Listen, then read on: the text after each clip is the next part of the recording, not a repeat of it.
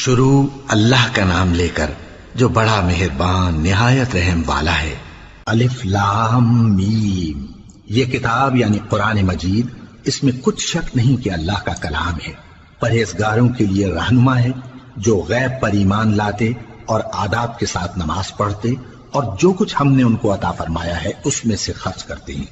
اور جو کتاب اے پیغمبر تم پر نازل ہوئی اور جو کتابیں تم سے پہلے پیغمبروں پر نازل ہوئیں سب پر ایمان لاتے اور آخرت کا یقین رکھتے ہیں۔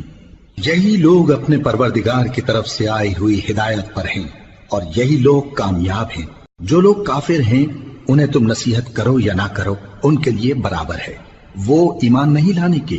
اللہ نے ان کے دلوں اور کانوں پر مہر لگا رکھی ہے اور ان کی آنکھوں پر پردہ پڑا ہوا ہے اور ان کے لیے بڑا عذاب تیار ہے۔ اور بعض لوگ ایسے ہیں جو کہتے ہیں کہ ہم اللہ پر اور روز آخر پر ایمان رکھتے ہیں،